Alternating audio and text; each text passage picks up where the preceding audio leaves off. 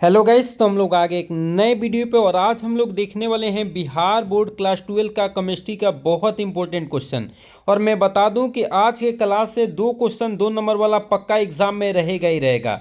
देखिए, जितने भी क्वेश्चन मैं ला रहा हूं ये सब के सब बहुत ज़्यादा इंपॉर्टेंट है और एग्जाम में यहाँ से बहुत ज़्यादा एग्जाम में आते हैं।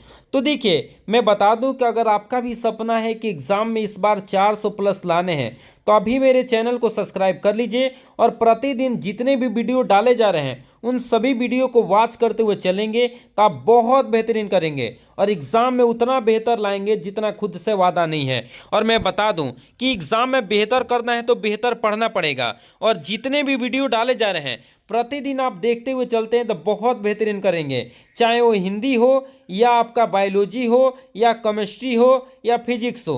तो चलिए मैं वीडियो को स्टार्ट करता हूं और एक एक करके क्वेश्चन को समझाते हुए चलता हूं ताकि आप एग्जाम में बहुत बेहतरीन करें। देखिए क्वेश्चन क्या है, वन टफ गुणांक क्या है। वन टफ गुणांक में बता दूं कि 2025 के एग्जाम में इसे आने की चांसेस बहुत ज़्यादा है और मुझे यकीन है कि ये क्वेश्चन आ ही रहा है, इसलिए प्लीज इसको इग्नोर मत करिएगा और इसको याद करके जाइएगा। तो वन टफ गुणांक क्या होता है समझ लेते हैं। देखिए, सामान्य आणविक द्रव्यमान तथा असामान्य आणविक द्रव्यमान के अनुपात को वन टफ गुणांक कहते हैं, जो कि बहुत ज्यादा इंपॉर्टेंट है।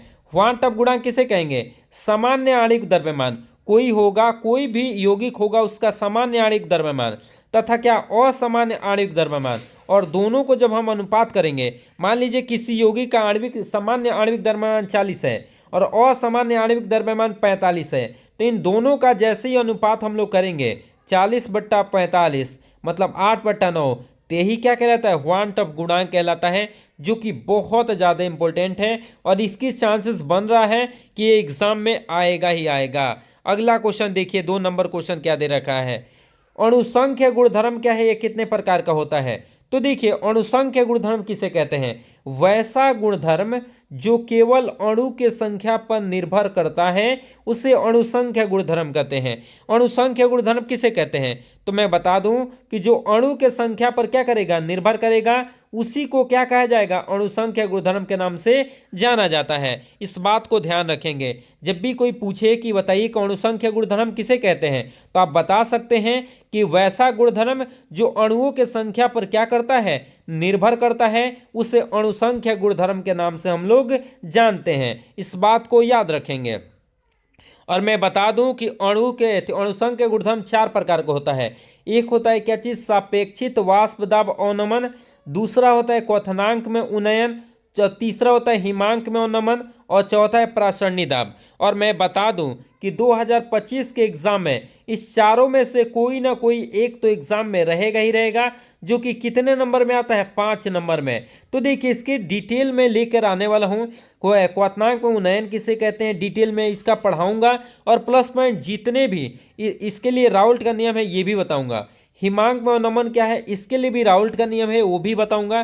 प्रासरणी दाब क्या है?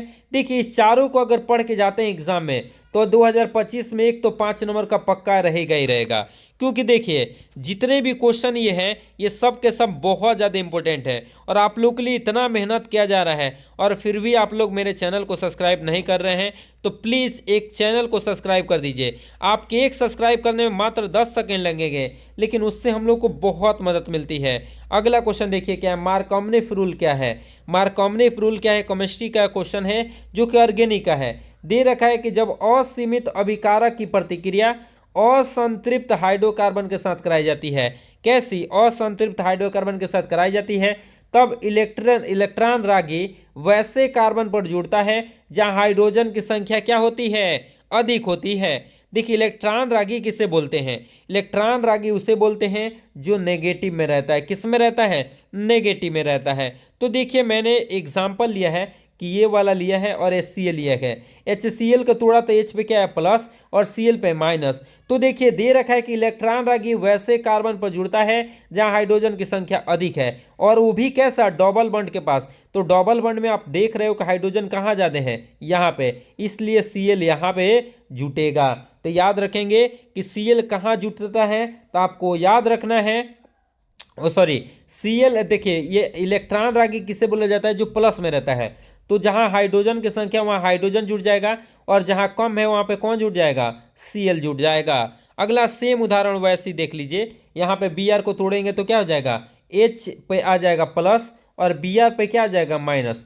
तो H कहाँ जुटेगा, तो H जुटेगा कहाँ पे, जहाँ पे हाइड्रोजन की संख्या ज़्यादा है। तो हाइड्रोजन की संख्या कहाँ ज़्यादा है, तो आप लोग देख पा रहे हैं कि हाइड्रोजन की संख्या किधर ज़्यादा है, तो आप बता दें कि हाइड्रोजन की संख्या इधर ज़्यादा है, इसीलिए H इसमें आएगा और Br इसमें जुट जाएगा। समझ रहे हैं, तो यही जुट के क्या होगा, ऐसा स्ट्रक्चर बनाएगा। तो देखिए मार्कोवनिफ रूल और एंटी मार्कोवनिफ रूल, उन दोनों में से एक क्वेश्चन तो एग्जाम में आने के चांसेस बहुत ज़्यादा है। अगले क्वेश्चन पे आ जाते हैं, देखिए क्या है अगला क्वेश्चन, देखिए क्या है, प्रासरण क्या है, प्रासरण क्या है, शुद्ध विलायक से विलयन की ओर अर्ध पारगम्य झिल्ली द्वारा विलायक के प्रवाह को हम लोग क्या कहते हैं, प्रासरण कहते हैं। बहुत आसान परिभाषा है कि शुद्ध विलायक से विलयन की ओर, कोई शुद्ध विलायक है, शुद्ध विलायक से विलयन की ओर, कोई शुद्ध विलायक है उससे हम लोग विलयन की ओर बढ़ रहे हैं, वो भी किस झिल्ली द्वारा, अर्ध पारगम्य झिल्ली के द्वारा विलायक के प्रवाह, विलायक के प्रवाह को हम लोग क्या कहते हैं, प्रासरण कहते हैं। या देखिए और क्या है, प्रासरण क्रिया दो विलयनों के बीच होती है। इस स्थिति में विलायक का प्रवाह कम सांद्रित विलयन से अधिक सांद्रित के होगा। जब कम सांद्रता वाला विलयन से अधिक सांद्रता वाले विलयन की ओर क्या होता है, प्रवाहित होता है, उसे हम लोग क्या कहते हैं, प्रासरण कहते हैं। और ये प्रासरण जो है ये बहुत ज़्यादा इंपॉर्टेंट है और एग्जाम में इससे भर भर के क्वेश्चन आते हैं, भर भर के, इसलिए प्लीज़ इसको याद रखेंगे। और देखिए वीडियो अच्छा लग रहा है और आप लोग के लिए प्रॉपर हम लोग अच्छा क्वेश्चन ला रहे हैं, तो आप अभी मेरे चैनल को सब्सक्राइब कर लीजिए। और जितने भी क्वेश्चन डाले जा रहे हैं, आपको लगता है कि नहीं सर पे भरोसा है मेरे पे, तो आप बिल्कुल पढ़ते हुए जाइए, एग्जाम में आप बहुत बेहतरीन करने वाले हैं। अगला देखिए क्या है, प्रासरणी दाब क्या है, प्रासरणी दाब क्या है, देखिए क्या दे रखा है, विलयन पर लगाया गया दाब, कोई विलयन है उस पर लगाया गया दाब जिससे प्रासरण की क्रिया रुक जाती है। विलयन पर कोई दाब लग जाता है जिसके कारण प्रासरण की क्रिया हो रही थी कम सांद्रता से अधिक सांद्रता की ओर, तो रुक जाती है, उसी को हम लोग क्या कहते हैं, प्रासरणी दाब कहते हैं। याद रखिएगा, प्रासरणी दाब भी कई बार एग्जाम में पूछा गया है। तो विलयन पर लगाया गया वह दाब जिससे प्रासरण की क्रिया रुक जाएगी, उसी को हम लोग क्या कहेंगे, प्रासरणी दाब कहेंगे, याद रखेंगे। अगला क्वेश्चन देखिए क्या है, लवण सेतु क्या है, इसका उपयोग बताइए। देखिए विद्युत रासायनिक सेल में दो बर्तनों को एक सांद्रित लवण नली से क्या कर दिया जाता है, जोड़ दिया जाता है। हम लोग क्या करते हैं, ये विद्युत रासायनिक सेल में दो बर्तन लेते हैं, कितने बर्तन को लेते थे, दो बर्तन को, इन दोनों बर्तन को आपस में क्या कर देते हैं, एक सांद्रित नली के द्वारा क्या कर दिया जाता है, जोड़ दिया जाता है। उसी को हम लोग किस नाम से जानते हैं, उसी को हम लोग लवण सेतु के नाम से जानते हैं। और इसका काम क्या रहता है, तो लवण सेतु क्या काम करता है, अधिक समय तक ये सेलों को अधिक समय तक कार्यरत रखने के लिए क्या होता है, सहायक होता है। अगले क्वेश्चन पे आ जाते हैं, विलियमसन सिंथेसिस क्या है, और ये टिक लगा लीजिए, 2025 में ये क्वेश्चन कंफर्म आ रहा है, 100% ये क्वेश्चन आ रहा है और मुझे पूरा यकीन है कि आप बिल्कुल पढ़ के जाने वाले हैं। देखिए क्या है, जब अल्काइल हाइलाइट की प्रतिक्रिया सोडियम एल्कोक्साइड के साथ कराई जाती है तब ईथर का निर्माण होता है। ये देखिए एल्काइल क्लोराइड है, ये सोडियम क्या है, सोडियम एल्कोक्साइड है ये।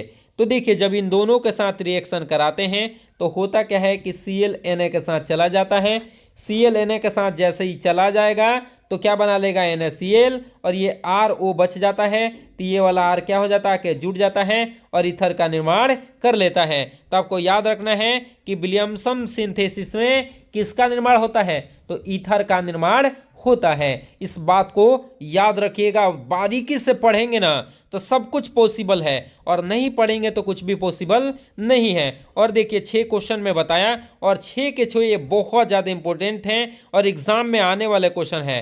ऐसे कोई भी फालतू क्वेश्चन आप लोग को नहीं बताया जा रहा है। आप लोग को मैं 7 क्वेश्चन में पढ़ा दिया हूँ और ये सातों क्वेश्चन बहुत इंपॉर्टेंट थे और एग्जाम में आने वाले थे, समझ रहे हैं। और ऐसी अगर देखना चाहते हैं वीडियो को तो बस चैनल को सब्सक्राइब कर लेना है और डेली जो वीडियो डाले जाएंगे उसको देखना है और वीडियो को जितना हो सके शेयर करिए। चलिए तो मिलेंगे अगले वीडियो में, पढ़ते रहिए। जय हिंद।